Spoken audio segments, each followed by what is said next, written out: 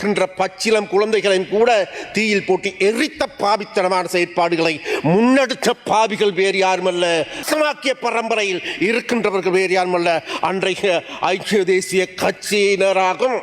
அது மாத்திரமல்ல பிறகு அவை எல்லாவற்றுக்கும் மேலாக 1979ஆம் ஆண்டு நாட்டின் அவசர கால சட்டத்தை நடைமுறைப்படுத்திய பாவிகள், பயங்கரவாத தடுப்பு சட்டத்தை கொண்டு வந்த பாவிகள். 1996ஆம் ஆண்டு முல்லைத்தீவிலே ஓயாத அலைகள் மூலம் தமிழீழ விடுதலை புலிகள் முல்லைத்தீவு இராணுவ முகாமை கைப்பற்றிய பொழுது 1000க்கும் மேற்பட்ட இராணுவத்தினர் கொல்லப்பட்டார்கள். ஆனால் ஒருவர் கூட தமிழர் கொழும்பிலோ மலையகத்திலோ கொல்லப்படவில்லை. காரணம், தமிழர்கள் பலமாக இருக்கும் பொழுது நீங்கள் மிகவும் யோசனையோடு இருந்தீர்கள். தமிழர்களை புண்டோடு அழிக்கின்ற நடவடிக்கை எடுத்தவர்கள் வேறு யாருமல்ல, இந்த பாவித்தனமான அன்றைய ஜெயார் என்கின்ற நபராக. நீதி தமிழர்களுக்கு கிடைக்க வேண்டும் என்றால் வெறும் பேச்சுக்கள் அல்ல, அது நீதியானதாக. நேரம் 6 நிமிடங்கள். ඕකා ගිනි තියන්න ආපු බල්ලෝ දැන් විනය ගැන කතා කරනවා සුනක පොන්න ජෙපෝ කියලා පළවෙනි කොමෙන්ට් එක. මමත් මේ ටී-ෂර්ට් දාගෙන ගියා කමතනටම අනුරට ජද දාන්න කියලා. ඒ නිසා ඒ පචේට රවට්ටම එක දැන් කවුරුද ගානක් කියනවා. இதயமாக கருதப்பட்ட யாழ் நூலகத்தை எரித்து சாம்பலாக்கி 97,000 புத்தகங்களை கொளுத்திய பாவித்தனமான நபர்கள், பின்னால் ஓடுகின்றவர்கள், அந்த ஐக்கிய தேசிய கட்சியில் இருக்கின்ற காலை நக்கி பிழைக்கின்றவர்கள். අල්ලපු ගෙදර ඉස්සර ගෙදර මට ඔතේ උදේ එක්කෙනෙක් කිව්වනේ මේ මෝඩයා කියලා, මේ මානසික රෝගියා කියලා. එයාගේ තාත්තා මේ මහින්ද රාජපක්ෂ. හරිද? එයාගේ තාත්තා මහින්ද රාජපක්ෂ. හැබැයි මම එම කුරස් වෙලාව නෑ රාමනාදන්ට උපදිච්ච පුත්කලයා මම. ඒ නිසා මතක තියාගන්න. සභාපතිතුමිය මලයගම ජනතාව එල්ල කරගනිමින් ජාතිවාදී ප්‍රකාශ අර්ජුන මන්ත්‍රීතුමා මේ අවස්ථාවේදී සභාවේ විරුද්ධ කරනවා. එම ප්‍රකාශ සිදු කිරීමට ඉඩ නොදෙන ලෙස බොහොම ගෞරවයෙන් ඉල්ලා සිටිනවා. කියව්වේ මම කියව්වේ සිංහල ජනතාව මම දමල පුද්ගලයා කියලා කිව්වට පස්සේ ගහපු කොමෙන්ට් එක.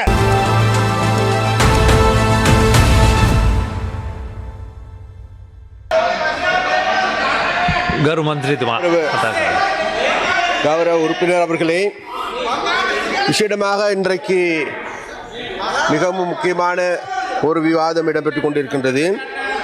அந்த முக்கியமான விவாதம் என்பது வேறு எதுவுமல்ல, 1983ஆம் ஆண்டில் இடம்பெற்ற கருப்பு ஜூலை தொடர்பான அந்த அனுபவங்களை பகிர்ந்து கொள்வதற்கும், அதே போன்று மீண்டும் அவ்வாறான ஒரு கருப்பு ஜூலை ஏற்படாது இருப்பதற்கு, அதை தடுத்துக் கொள்வதற்கும், அதே நேரத்தில் இந்த நாட்டில் 1983ஆம் ஆண்டு எங்களுக்கு இல்லாது போனதை மீண்டும் கட்டி எழுப்புகின்ற, இந்த நாட்டில் தமிழ் சிங்கள முஸ்லிம் மக்கள் மத்தியில் ஒரு ஐக்கியத்தை ஏற்படுத்துகின்ற ஒரு செயற்பாட்டுக்காகவே நாங்கள் இன்றைக்கு இந்த பிரேரணை கொண்டு வந்திருக்கின்றோம். ஒன்று. இரண்டாவதாக எங்களுக்கு எல்லோருக்கும் தெரியும், இன்றைக்கு எனக்கு முன்னர் பொழுது ரஞ்சித் பந்து பண்டார் அவர்கள், அதாவது ஐக்கிய தேசிய கட்சியினுடைய செயலாளர், விசேடமாக இன்றைக்கு சஜித் அணியினுடைய செயலாளராக இருக்கின்றவர் பெரிதாக பேசினார்கள். அதை பேசி கொண்டிருக்கின்ற பொழுது எனக்கு நன்றாக இருக்கும், அதாவது அவருக்கு பின்னால் இருக்கின்றார் ராதாகிருஷ்ணன் அவர்கள்.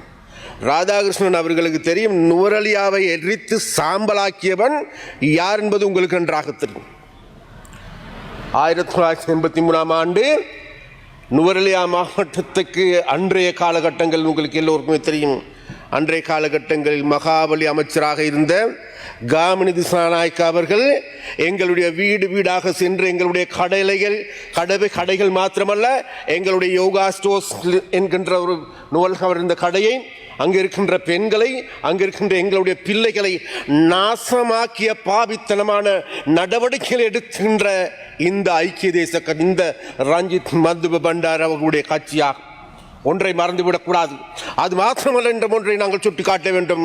பதுளை எரிக்கின்ற பொழுது அன்றைக்கு இராணுவத்தினர் பின்னால் வந்து அந்த தமிழர்களுடைய கடைகளுக்கு முன்னால் சோக்கில் கோடு போட்டு சென்றார்கள். பிறகு வந்த காடையர்கள், அந்த ஐக்கிய தேசிய கட்சியினர் காடையர்கள் அந்த கடைகளை தீ வைத்து கொளுத்தியது மாத்திரமல்ல, அங்கே இருக்கின்ற பச்சிலம் குழந்தைகளையும் கூட தீயில் போட்டு எரித்த பாவித்தனமான செயற்பாடுகளை முன்னெடுத்த பாவிகள் வேறு யாருமல்ல, கௌரவ உறுப்பினர்களை இந்த ஐக்கிய தேச கட்சியின் அன்றைய காடையர்களாகும். அது மாத்திரமா, இதற்கெல்லாம் முக்கியமான காரணம் என்ன? அன்றைய இவர்களுக்கு எங்களுக்கு எல்லோருக்குமே தெரியும், 1978ஆம் ஆண்டு இந்த நாட்டில் ஆட்சி அதிகாரத்துக்கு வந்தார்கள். அது மாத்திரமல்ல, திறந்த பொருளாதாரத்தை கொண்டு வந்தார்கள். அந்த திறந்த பொருளாதாரத்தை நடைமுறைப்படுத்தப்பட வேண்டும். அது மாத்திரமல்ல, அதன் கீழ் நாட்டில் வன்முறைகள் விஷயமாக 1978ஆம் ஆண்டு 79ஆம் ஆண்டு ரத்னபுர, பலங்குட, பெல்மதுல, பண்டாரவளை, அப்புத்தலை போன்ற பிரதேசங்களில் தோட்ட தொழிலாளர்களை ராதாகிருஷ்ணன் அவர்களுக்கு நன்றாக தெரியும். தோட்ட தொழிலாளர்களை, அவர்களை ஆடு மாடுகளை மாத்திரமல்ல அனைத்தையும் கொள்ளையடித்து நாசமாக்கிய பரம்பரையில் இருக்கின்றவர்கள் வேறு யாருமல்ல, அன்றைய ஐக்கிய தேசிய கட்சியினராகும். அது மாத்திரமல்ல பிறகு அவை எல்லாவற்றுக்கும் மேலாக 1979ஆம் ஆண்டு நாட்டின் அவசர கால சட்டத்தை நடைமுறைப்படுத்திய பாவிகள், பயங்கரவாத தடுப்பு சட்டத்தை கொண்டு வந்த பாவிகள், அதன் மூலமாக இந்த நாட்டில் தமிழர்களை புண்டோடு அழிக்கின்ற நடவடிக்கை எடுத்தவர்கள் வேறு யாருமல்ல, இந்த பாவித்தனமான அன்றைய ஜேஆர் என்கின்ற நபராகும். அது மாத்திரமா 1981ஆம் ஆண்டு இந்த நாட்டில் விசேடமாக வடகிழக்கில் இருக்கின்ற இளைஞர்கள், தமிழ் இளைஞர்கள் தாங்களுடைய, அதாவது விசேடமாக ஜனநாயக ரீதியான எதிர்பார்ப்பு, அது மாத்திரமல்ல அவர்கள் வாக்கு மீது நம்பிக்கை வைத்து விசேடமாக மாவட்ட அபிவிருத்தி சபை தேர்தலில் போட்டியிட்டார்கள், செயற்படுகின்ற பொழுது அந்த மாவட்ட அபிவிருத்தி சபை என்கின்ற அந்த நம்பிக்கைக்கு, ஓட்டின் மீது இருந்த நம்பிக்கைக்கு வேட்டு வைத்து அன்றைக்கு விசேடமாக 1981ஆம் ஆண்டு அதாவது தேர்தலில் மோசடி செய்து அதை கொள்ளையடித்தது மாத்திரமல்ல, அதன் மூலமாக தமிழர்கள் மத்தியில் இருந்த, எங்களுக்கு சொந்தமாக இருந்த, எங்களுடைய இதயமாக கருதப்பட்ட யாழ் நூலகத்தை எரித்து சாம்பலாக்கி 97,000 புத்தகங்களை கொளுத்திய பாவித்தனமான நபர்கள் வேறு யாருமல்ல, இந்த காமினி ஜெயவிக்ரமா என்கின்றவன், இந்த காமினி சராக்கி என்கின்றவன், சிறில் மத்திய என்கின்றவன் அன்றைக்கு யாழ்ப்பாணத்திற்கு சென்று அங்க இருக்கின்ற முதலில் தேர்தல் மோசடி செய்தார்கள். பிறகு அங்கு இருக்கின்ற மக்களுடைய வாழ்வாதாரமாக இருக்கின்ற இதயமாக கருதப்பட்ட யாழ் நூலகத்தை எரித்து சாம்பலாக்கிய பாவிகள் வேறு யாருமல்ல உறுப்பினர் அவர்களே, இந்த ஐக்கிய தேசிய கட்சியாகும். அந்த ஐக்கிய தேசிய கட்சிக்கு பின்னால் ஓடுகின்றவர்கள், அந்த ஐக்கிய தேசிய கட்சியில் இருக்கின்ற காலை நக்கி பிழைக்கின்றவர்கள் இன்றைக்கு எங்களை பார்த்து எள்ளி நகையாடுகின்ற நடவடிக்கைகளை முன்னெடுக்கின்றார். அதனால் அந்த வாசியான பைத்தியக்காரர்கள், மோசடிக்காரர்கள், அந்த மாதிரியான முட்டாள்களோடு எங்களுக்கு எந்த விதமான வாதம் கிடையாது. அதே போன்று கௌரவ உறுப்பினர்களை, அது மாத்திரமல்ல விசேடமாக இதை நாங்கள் அரசியல் ரீதியான செயற்பாடாக கருதுவதற்கான காரணம் தான் வேறு விதமல்ல. விசேடமாக எங்களுக்கு எல்லோருக்குமே தெரியும், 1982ஆம் ஆண்டு நாட்டின் சர்வஜன வாக்கெடுப்பு நடந்தது. சர்வஜன வாக்கெடுப்பு என்பது மோசடியான வாக்கெடுப்பு. விசேடமாக வடகிழக்கில் இருந்த தமிழர்களுடைய எந்த விதமான எதிர்பார்ப்புகளை, அங்கு இருக்கின்ற மக்களுடைய ஜனநாயக உரிமைகளை மதிக்காத ஒரு தேர்தல் தான் வேறு எதுவுமல்ல, சர்வஜன வாக்கெடுப்பு. அந்த வாக்கெடுப்புக்கு எதிராக, அந்த மோசடிக்கு எதிராக அன்றைய காலங்களில் எங்களுடைய தலைவராக இந்த ரோகண விஜயவீரா அவர்கள் வழக்கு தாக்கல் செய்தார்கள். வழக்கு தாக்கல் செய்ததன் பிறகு அந்த வழக்கு முதலாவது விசாரணை, இரண்டாவது விசாரணையின் பொழுது முடிவுகள் வருகின்றது. ரோகண விஜயவீரா அவர்கள் எங்களுடைய பேரன்புக்குரிய தலைவரால் போடப்பட்ட வழக்கு வெற்றி பெறக்கூடிய வாய்ப்பு இருக்கின்றது. ஏனென்றால் வேறு எதுவுமல்ல, அவருடைய வழக்கு என்பது 83ஆம் ஆண்டு நடைபெற வேண்டிய பொது தேர்தல். அதற்கு பதிலாகத்தான் சர்வஜன வாக்கெடுப்பு நடைபெற்றது. அந்த வாக்கெடுப்பில், அந்த வழக்கில் அவர் வென்றிருந்தால் என்ன நடந்திருக்கும்? வேறு எதுவுமல்ல, மீண்டும் ஜனநாயக ரீதியான தேர்தல் நடத்தப்பட்டிருக்க வேண்டும். அவ்வாறு தேர்தல் நடத்தப்பட்டிருந்தால் அன்றைக்கு எங்களுக்கு 2,73,000 வாக்குகள் எங்களுடைய ரோகண விஜயவீராவுக்கு ஜனாதிபதி தேர்தல், அந்த வாக்குகளை எங்களுக்கு கிடைத்திருந்தாலும் கூட எங்களுடைய பாராளுமன்ற உறுப்பினர்கள் 6 பேர் 9 பேருக்கு இடையில் அன்றைக்கும் கூட பாராளுமன்றத்துக்கு வந்திருப்பாங்க. அப்படி அவர்கள் வந்திருந்தால் அன்றைக்கு ஜேஆரால் முன்னெடுக்கப்படுகின்ற இந்த இனவாத, மதவாத, ஜனநாயக விரோத, அதே நேரத்தில் மக்களை கொள்ளையடிக்கின்ற இந்த பொருளாதாரத்துக்கு பாரிய பிரச்சனைகள் ஏற்பட்டிருக்கலாம். அதன் காரணமாகவே அந்த அன்றைய காலகட்டங்களில் 1983ஆம் ஆண்டில் ஜூலை இனக்கலவரத்தை ஏற்படுத்திவிட்டு அதனூடாக எங்களுடைய கட்சியை தடை செய்வதற்கு பிரதானமான காரணம் வேறு எதுவுமல்ல, இந்த நிலைமைகளால். ஆகவே அன்றைய காலகட்டங்களிலும் இந்த ஐக்கிய தேசிய கட்சி என்பவர்கள், இந்த ரணில் விக்ரமசிங்காவிற்கு பின்னால் ஓடுகிறவர்கள் என்பவர்கள், இந்த சஜித் தனது அப்பனார் எடுத்துக்கொண்டால் பிரேமதாஸ் அவர்கள், இந்த பிரேமதாசாக்கள், இந்த காமிநாயக்கள், இந்த ஜேஆர்கள் எல்லோருமே சேர்ந்து இந்த நாட்டில் இருந்த தமிழ் மக்களை பூண்டோடு அழிக்கின்ற, அதன் மூலமாக இந்த நாட்டில் கலவரத்தை ஏற்படுத்தி அதன் மூலமாக தாங்களுக்கு அரசியல் ரீதியாக ஏற்பட இருந்த ஆபத்தை தவிர்த்துக் கொள்வதற்காகவே அன்றைக்கு எங்களுடைய கட்சியான மக்கள் விடுதலை முன்னணியை தடை செய்தார்கள். அவ்வாறான தடை இருக்காவிட்டால் இன்னும் உங்களுக்கு 2 நிமிடங்கள் மாத்திரமே இருக்கின்றன. முடிக்கின்றேன். நிச்சயமாக அன்றைய காலகட்டங்களில் ஒரு பொது தேர்தல் இடம்பெற வாய்ப்பு இருந்தது. பொது தேர்தல் இடம்பெற்றிருக்குமாக இருந்தால் நிச்சயமாக இந்த கருப்பு ஜூலையும் கூட இடம்பெற்றிருக்கிறதுக்கு வாய்ப்பில்லை. அந்த வகையில் உறுப்பினர்களே, இந்த கருப்பு ஜூலை என்பது இந்த நாட்டில் விசேடமாக தமிழ் இளைஞர்களை இந்த ஆயுத போராட்டத்துக்கு தள்ளுகின்ற பாவித்தனமான நடவடிக்கையில் ஒரு குறியீடாகும். அதனால் இந்த கருப்பு ஜூலை என்கின்றோம். அது மாத்திரமல்ல, இந்த நாட்டில் தமிழ் சிங்கள முஸ்லிம் மக்களை ஒரு கொடியின் கீழ் ஜேஆருக்கு கிடைத்தது 5-6 பெரும்பான்மை. அந்த பெரும்பான்மை பயன்படுத்தி இந்த நாட்டில் இருக்கின்ற மக்களை ஒன்று சேர்ப்பதற்கு பதிலாக தமிழ் சிங்கள முஸ்லிம் மக்களை அதனை இன ரீதியாக மத ரீதியாக ஒன்று சேர்ப்பதற்கு பதிலாக அந்த மக்களை நாசம் செய்கின்ற பாவித்தனமான நடவடிக்கைகளை எடுத்தவர்கள் வேறு யாருமல்ல, ஐக்கிய தேசிய கட்சியாகும். அந்த ஐக்கிய தேசிய கட்சி இன்றைக்கு பெரிசாக பேசுகின்ற நபர்களாக இருக்கின்றார். எது எவ்வாறான போதிலும் கௌரவ உறுப்பினர் அவர்களே, இந்த நிலைமையில் இருந்து எதிர்வரும் காலங்களிலே எமது நாட்டில் ஒரு கண்ணியமான சமுதாயத்தை உருவாக்குகின்ற செயற்பாடுகளை முன்னெடுக்கின்ற, நாட்டில் தமிழ் சிங்கள முஸ்லிம் மக்களுடைய ஒற்றுமையை கட்டியெழுப்புகின்ற ஒரு அரசாங்கமாகவே தேசிய மக்கள் சக்தி அரசாங்கம் மலர்ந்திருக்கின்ற என்று கூறிக்கொண்டு விடைபெறுகின்றேன். தலைமை தாங்கும் உறுப்பினர் அவர்களே, இன்றைய தினம் 43 வருஷங்களுக்கு பிறகு ரூலிங் பார்ட்டி ஆளுகின்ற அரசாங்கம் கொண்டு வந்திருக்கின்ற ஜூலை படுகொலைகள் பற்றிய விடயம் முக்கியத்துவம் பெறுகின்றது. குறிப்பாக 43 ஆண்டுகளுக்கு முதல் இலங்கையிலே மிக கொடூரமான ஒரு மிகப்பெரிய இனப்படுகொலையை இந்த நாட்டிலே வெலிக்கடை சிறை, களுத்துறை, பிந்துனுவ போன்ற பல சிறைகளில் கைதிகள் கொல்லப்பட்டார்கள். இதுதான் இலங்கையில் நடந்த முதலாவது இன ரீதியான படுகொலை அல்ல.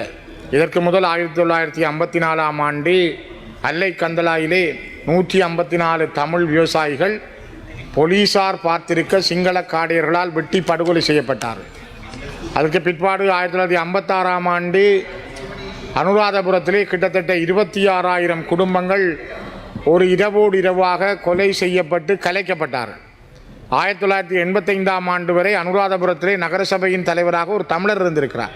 ஆனால் இப்பொழுது ஒரு தமிழ் பிரதிநிதி கூட இல்லாத அளவுக்கு தமிழர்களுடைய வரலாறு அங்கு அளிக்கப்பட்டிருக்கிறது.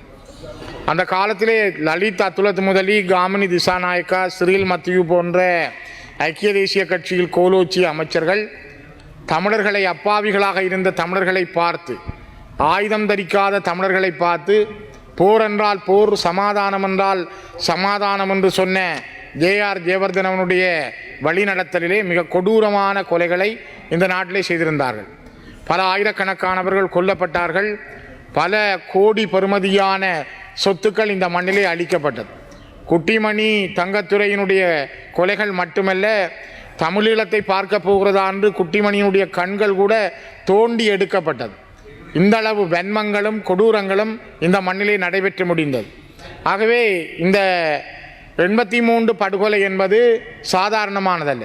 இதற்கு முதலே 1981ஆம் ஆண்டு யாழ்ப்பாண நூலகம் இடிக்கப்பட்டது, ஈழநாடு அலுவலகம் இடிக்கப்பட்டது. இவையெல்லாம் நடந்து முடிந்திருக்கிறது. இன்றைக்கு நீங்கள் இந்த விடயத்தை ஒரு அரச தரப்பாக இந்த பாராளுமன்றத்தில் ஒத்திவைக்கப்பட்ட வேலை பிரேரணியாக கொண்டு வருகிறீர்கள். நான் இந்த அரசாங்கத்திடம் கேட்கிறேன், நீதி அமைச்சர் இருக்கிறார், கொலைகள் தொடர்பான இந்த விடயத்தை ஏன் நீங்கள் ஒரு விசாரணை குழுவை அமைத்து இதற்கான ஒரு சென்சோனி கமிஷன் ஒரு காலத்தில் இருந்தது போல உங்களால் இதற்கு ஒரு நீதி பெற்று தர முடியுமா? உங்களுடைய அரசாங்கம் பொருட்படுத்தி 2 ஆண்டுகள் ஆகிறது. முள்ளிவாய்க்காலிலே நடந்த இனப்படுகொலைக்கு கூட சர்வதேச விசாரணைக்கு போகக்கூடாது என்று, அதை நாங்கள் அனுமதிக்க மாட்டோம் என்று நீங்கள் ஜெனீவாவிலே நீங்கள் உங்களுடைய பிரேரணைகளை முன்கொடுத்திருக்கிறீர்கள். ஆகவே இந்த மண்ணிலே நடந்த மிகப்பெரிய இனப்படுகொலை, வாகரை படுகொலை, முள்ளிவாய்க்கால் படுகொலைக்கு கூட நீதியை வழங்க நீங்கள் தயாராக இல்லை. இன்றும் கூட நாங்கள் இங்கே பேசிக்கொண்டிருக்கிறோம். கிட்டத்தட்ட செம்மணியிலே 471 எலும்புக்கூடுகள் அடையாளம் காணப்பட்டிருக்கிறது. 2 நிமிடங்கள் மாத்திரமே இருக்கின்றன. எடுக்கப்பட்டிருக்கின்றன. இவை தமிழர்களுடையது. இது நேற்றைய தேதி வரைக்கும் கிட்டத்தட்ட ஆசியாவினுடைய 2வது மிகப்பெரிய மனித புதைகுழியை அடையாளம் காட்டியிருக்கிறது. நான் கேட்கிறேன் தலைமை தாங்கும் உறுப்பினர் அவர்களே, 1983ஆம் ஆண்டு 13 இராணுவத்தினர் கொல்லப்பட்டதுக்காக மலையகத்தில் இருந்த கிட்டத்தட்ட 2000க்கும் மேற்பட்ட மக்கள் கொடூரமாக கொல்லப்பட்டார்கள். அவர்களை அப்பாவி மனிதர்கள். அவர்கள் என்ன செய்தார்கள்? அவர்களா கண்ணிவடி வைத்தார்கள். ஆனால் அதில் இருந்து ஒரு 13 ஆண்டுகள் கடந்து நீங்கள் பாருங்கள், 1996ஆம் ஆண்டு முல்லைத்தீவிலே ஓயாத அலைகள் மூலம் தமிழீழ விடுதலை புலிகள் முல்லைத்தீவு இராணுவ முகாமை கைப்பற்றிய பொழுது 1000க்கும் மேற்பட்ட இராணுவத்தினர் கொல்லப்பட்டார்கள். ஆனால் ஒருவர் கூட தமிழர் கொழும்பிலோ மலையகத்திலோ கொல்லப்படவில்லை. காரணம், தமிழர்கள் பலமாக இருக்கும் பொழுது நீங்கள் மிகவும் யோசனையோடு இருந்தீர்கள். சிங்களம் யோசனையோடு இருந்தது. தமிழர்கள் பலவீனமாக இருந்த பொழுது பல ஆயிரக்கணக்கானவர்களை கொன்றொழித்தார்கள். அதே 83ஆம் ஆண்டு மலையகத்திலே இருந்த மக்களும் சரி, கொழும்பிலே இருந்த மக்களும் வடபகுதிக்கு கப்பல்களை ஏற்றி கலைக்கப்பட்டார்கள். கலைக்கப்பட்ட பொழுது இந்தியாவினுடைய கப்பல்கள் வந்து கொழும்பிலே இருந்து மலையகத்திலே இருக்கிற தமிழர்களை ஏற்றி வடக்கில், குறிப்பாக கிளிநொச்சி மாவட்டத்திலே அவர்களை கொண்டு வந்து இறக்கினார்கள். இவ்வாறு நடந்த பொழுது ஏன் அந்த காரணத்தை நான் சொல்கிறேன் என்றால், வடக்கு கிழக்கு என்பது தமிழர்களுடைய தாயகம் என்பதை இந்தியா அந்த நேரமே உணர்த்தி இருந்தது. சர்வதேச சமூகம் இன்றும் ஏற்றுக்கொள்கிறது. வடக்கு கிழக்கு என்பது தமிழர்களுடைய வரலாற்று வழி, மரபு வழி தாயகம், அவருடைய ஹோம்லேண்ட். ஆக இந்த சபையில் இருக்கிற நீங்கள் இவ்வளவு கொண்டு வருகிறீர்கள். நான் கேட்கிறேன், 87ஆம் ஆண்டு கொண்டுவரப்பட்ட இலங்கை இந்திய ஒப்பந்தத்தினூடாக வந்த 13ஆம் திருத்தம் வடகிழக்கு தற்காலிகமாக எனக்கு 2 நிமிஷம் தாருங்கள். வடகிழக்கு தற்காலிகமாக இணைக்கப்பட்டிருந்த வடகிழக்கை வழக்கு போட்டு பிரித்தவர்கள் ஜேவிபியினர். அதே போல சுனாமி கட்டமைப்பு 2004ஆம் ஆண்டு வந்த பொழுது தமிழீழ விடுதலை புலிகளோடு சந்திரிகா அரசு இணைந்து அதனை செய்ய முனைந்த பொழுது அதற்கு வழக்கு போட்டு அதனையும் நிறுத்தியவர்கள் ஜேவிபியினர். ஆகவே உங்களிடமும் குற்றங்கள் இருக்கின்றன. நீங்கள் இப்பொழுது என்ன யோசிக்க போகிறீர்கள்? தமிழர்களை நீங்கள் ஒரு சமத்துவம் சமதர்மம் அடக்க போகிறீர்களா? ஒரு நிமிஷம். அல்லது தயவு செய்து தமிழர்களை ஒரு இனமாக, அவர்கள் ஒரு தேசிய இனம், வடக்கு கிழக்கு என்பது அவருடைய தாயக பூமி, அதற்கான ஒரு நிரந்தர அரசியல் தீர்வை உங்களால் முன்வைக்க முடியுமா? இல்லை, நீங்கள் இப்படி தமிழர்களை ஏமாற்றுவதற்கான தீர்மானங்களை கொண்டு வந்து ஒரு மாற்று திசைக்கு இதனை கொண்டு செல்ல போகிறீர்களா என்பதைத்தான் நான் இந்த உயர்ந்த சபையினூடாக கேட்கிறேன். ஆகவே கௌரவ தலைமை தாங்கும் உறுப்பினர்களை, நீதி தமிழர்களுக்கு கிடைக்க வேண்டும் என்றால் வெறும் பேச்சுக்கள் அல்ல. ආරම්භ කරන්න බොහොමස්තුතියි මූලාසන මඳුරුතුමනි. අද උදේ ලොකු කැටලුවක් ඇති වුණා. ඩොක්ටර් රාමනාථන් අච්චුනා දෙමළ පොරක් හද වෙනකම් මම මැරෙනකම් මම කියනවා මම දෙමළ පොරක් කියලා. හින්දු පොරක්වත් කියලා කියනවා. මම කියන්නේ මම සිංහල, මම මුස්ලිම් කියලා. මම දෙමළ පොරක්. මේ රටේ උබදුනේ, මේක මගේ රට. අද උදේ කිව්වා මේ මානසික ලෙඩක් කියලා. මට මතකයි අංගොඩ වෝට් රවුන්ඩ් කරනකොටත් සමහර ලෙඩ්ඩු ඇවිල්ලා මම දෙවෙනි පාර මේක කියන්නේ මේ ඔයා ඩොක්ටර් කෙනෙක් නෙවෙයි, ඔයා ලෙඩෙක්, අපි තමා ඩොක්ටර් කියලා කියනවා. එතකොට අපි කියනවා ඔව් සතුටුයි බෙහෙත් බිව්වාද කියලා. මම ආපහු කියනවා නෑ නෑ නෑ නෑ කියලා. මම කිව්වා හරි කමන්නේ බෙහෙත් බීලා හෙට උදේට එනකොට ලස්සනට කතා කරමු කියලා. ඒ වෙනුවට මම දෙමළ නිසා අද නිවුස් වල ගියේ කමෙන්ට් එක කියවන්නම් ඒ සිද්ධිය ගැන මේ අහන්න. ඕකා ගිනි තියෙන මේ කියපු එකනට මේ සිංහල එකන ගහලා තියෙන කමෙන්ට් එක. ඕකා ගිනි තියෙන ආපු බල්ලෝ දැන් විනය ගැන කතා කරනවා සුනක පොන්න ජෙපෝ කියලා පළවෙනි කමෙන්ට් එක. දෙවෙනි මෝඩයා බිමල් දෙවෙනි කමෙන්ට් එක. මම මේක මේ සභාගත කරනවා. තුන්වෙනි කමෙන්ට් එක බිමල්යා තමයි මානසික රෝගියා. මේ මම මේ සභාගත කරනවා ස්ක්‍රීන්ෂොට් එක. හරිද? හතරවෙනි එක දැන් කතානායකයා බිමල්ද? හතරවෙනි එක පස්වෙනි එක ලොකුම මානසික රෝගියා බිමල්. ඊට පස්සේ පස්වෙනි හයවෙනි කමෙන්ට් එක අර්ජුනා සර්ට අභාස කරන්න එපා. එයා කියන්නේ සම්පූර්ණ ඇත්ත. මේක තනිකරම කොමන්ට් කරලා තියෙන සිංහල ජනතාව. ඒ නිසා මේක නිකන් ගවිලා ගරුමන්ත්‍රීතුමා ඔබතුමා වචන පිළිබඳව සැලකිලිමත් වෙන්න. ඒ නිකන් ගවිලා මේ අපි කලිජුලි ගැන කතා කරලා දෙමළ මිනිස්සු ආවසනවා කියන මට තනිකරම 20000 ඡන්ද ඉල්ලපු එක නම් මම කියන්නම්. ඕගොල්ලෝ එනකොට අපි නවේ රටේම විශ්වාස කරා ඔව් දෙවනි ප්‍රභාකරන් ආවා කියලා. දෙවනි ප්‍රභාකරන් ආවා කියලා ඒත් පච්චයට තමයි අපි ඡන්ද දුන්නේ. ඒ තනිකර පච්චයට තමයි අපි ඡන්ද දුන්නේ. මමත් මේ ටී-ෂර්ට් දාගෙන ගියා කමතනටම අනුරට ඡන්ද දාන්න කියලා. ඒ නිසා ඒ පච්චයට රවට්ටම එක දැන් අවුරුදු ගාණක් කියනවා. අවුරුදු දෙකකින් පස්සෙත් කියනවා මිනිස්සු ඒගොල්ලන්ට කැමති නෝ ගොඩක් කැමති. ඒකේ වෙලා තියෙන්නේ මේ කියන ඒවා දෙමළ මිනිස්සුන්ට තේරෙන්නේ නැහැ. අපේ වගේ සිංහල තේරෙන මිනිස්සුන්ට තමයි තේරෙන්නේ. ඒ නිසා පළවෙනි එකක්. දෙවෙනි එක තමයි මට මතක් කරන්න කැමති. මූලාසරණ මන්ත්‍රීතුමනි 2009 අපේ යුද්ධ ඉවර කරනකොට මේ 2006 මේ ඉස්සරහ පෙළේ ඉන්නේ ඔක්කොම තමයි යුද්ධ ආපහු ආරම්භ කරන්න කියලා පෙරපාලි ගිය මිනිස්සු. මතක තියාගන්න. අපේ සභාපතිතුමිය අර්චනා මන්ත්‍රීතුමා විසින් මම සභාවට නොගැලපෙන වචන කිහිපයක්ම සභානායකතුමා එල්ල කරමින් ප්‍රකාශ කළා. එම වචන හැන්සාටෙන් ඉවත් කර ලෙස ගෞරවණීය ඉල්ලා සිටිනවා. බොහොම ස්තුතියි. රිසයින් බලා යනවා. පස්සේ මේ ඕගොල්ලෝ ණය කරගන්න.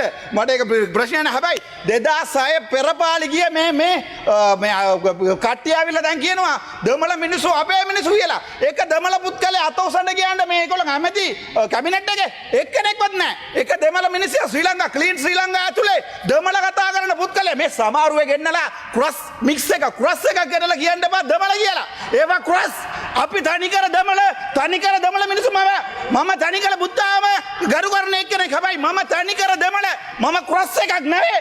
ඔය ඉන්න ඉස්සර බැලි ඔක්කොම ක්‍රොස් අල්ලපු ගෙදර ඉස්සර ගෙදර මට උදේ එක්කෙනෙක් කිව්වනේ මේ මෝඩයා කියලා මේ මානසික රෝගියා කියලා. එයාගේ තාත්තා මේ මහින්ද රාජපක්ෂ. හරිද? එයාගේ තාත්තා මහින්ද රාජපක්ෂ. හැබැයි මම එම ක්‍රොස් වෙලාව නෑ රාමනාදන්ට උපදිච්ච පුත්කලයා මම. ඒ නිසා මතක තියාගන්න. සභාපතිතුමිය මලයගම් ජනතාව එල්ල කරගනිමින් ජාතිවාදී ප්‍රකාශ අර්චනා මන්ත්‍රීතුමා මේ අවස්ථාවේදී සභාවේ විරුද්ධ කරනවා. එම ප්‍රකාශ සිදු කිරීමට ඉඩ නොදෙන ලෙස බොහොම ගෞරවයෙන් ඉල්ලා සිටිනවා. කියවේ සිංහල ජනතාව මම දෙමළ පුද්ගලයා කියලා කිව්වට පස්සේ ගහපු කොමෙන්ට් එක. මේක අවිලා දෙමළ මිනිස්සු කොමෙන්ට් කරේ නෑ. සිංහලයට අපි ආදරේ. අපි ගරු සභා ගැබේ භාවිතා කරන වචන පිළිබඳව සැලකිලිමත් වෙන්න. හරි මම ඉස්සරහට ඉගෙනගෙන එන්නම්. හැබැයි මට දන්න සිංහල කියන්න. එන ඔබචි මේ ඕක දෙමළින් කියන්න බලන්න බෑ. ඒ නිසා මේ දැන් මේ විනාඩි දීලා තියන්නේ 7යි. ඒකේ විනාඩි දෙකක් ওই බම්බු ටික නැගිටලා ඔක්කොම ටික නාස්ති කරා. ඒ නිසා කරුණාකරලා මේ මට කතා කරන්න දෙන්න. ඕගොල්ලෝ මේ ජෙප්පෝගේ පාඩම මම පෙන්නන්නම්. ඊට පස්සේ 2004 සුනාමිය එනකොට මේ ජෙප්පෝ ටික තමයි නැගිටලා කිව්වේ දෙමළ මිනිස්සුන්ට 7-5ක්වත් දෙන්න බෑ කියලා. මතක නැද්ද ඔයගොල්ලෝට?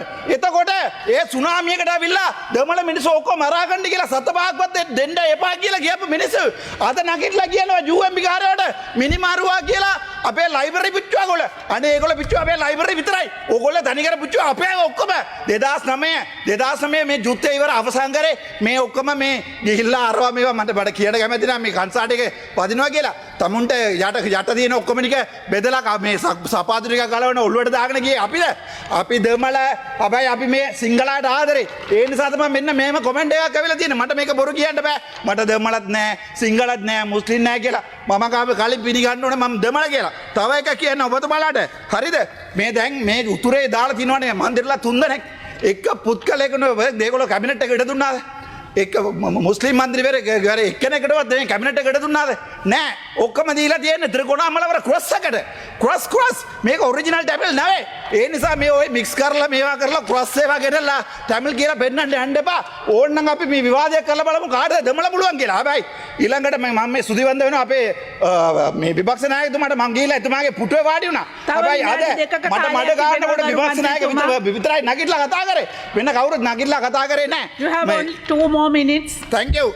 මේ තව එකක් කියන්න කැමති මේ මූලාසරණ මන්ත්‍රීතුමනි මම දැන් මේගොල්ලෝ ආවිල්ලා මුල් ගල් දිනනවා උතුරට මිනිස්සු දැන් ඒ ගල් ටික අරගෙන ගෙදර යනවා මේ දැන් මේ අපි ආවේ මේ කළු ජුලිය ගැන මේ ඩිස්කෂන් එකක් නෙවෙයි මේ පාර්ලිමේන්තුව ඇතුලේ මේ ඔන්න ගිහිල්ලා බලන්න පලාලි මිනිස්සු ඉන්නත් නැතුව ඉඩක් නැතුව මේ පෙරපාලි කරනවා ඊට පස්සේ මිනිස්සු උද්ඝෝෂණ කරනවා හැබැයි මේ ඔයගොල්ලෝගේ ආරක්ෂක ඇමතිම නියෝගය ඇමති ආවිල්ලා කියනවා මිනිස්සු උද්ඝෝෂණ කරන්නේ නෑලු කොච්චර පට්ටපල් බොරුවද කියන්නකෝ එතකොට සිංහල සමාජය ඔක්කොම හිතනවා දෙමළ මිනිස්සු මේගොල්ලෝත් එකතු වෙලා ඉන්නේ කියලා ඉන්නේ එකතු වෙලා ඉන්නේ යන්නේ ඔය පුටුවේ කලින් වාඩියේ PHI කෙනෙකුත් එකතු වෙච්ච මිනිහා තමයි එකතු වෙලා ඉන්නේ අපි නෑ එකතු වෙලා ඉන්නේ ඔය PHI මාධ්‍යයත් එක ගෙනලා කාමරේලා ගහපු එක නා තමයි මේ දැන් මම සමහරලාට මානසික රෝග වෙන්න පුළුවන් මම එකක් කියන්නද මම හෝමෝසෙක්ෂුවල් නෙවෙයි මම හෝමෝසෙක්ෂුවල් නවේ මට ඒක ජරා ඊයක් මට ඒක කරන්න බෑ ඒ නිසා මේ ඕගොල්ලෝගේ ඇමතිලාටයි ඕගොල්ලෝ මේ ඔය ඉන්න පුටුවේ වාඩි වෙන්න එක්කනටයි කියන්න හරිද තනි කර මේ මිනිහා වෙන්න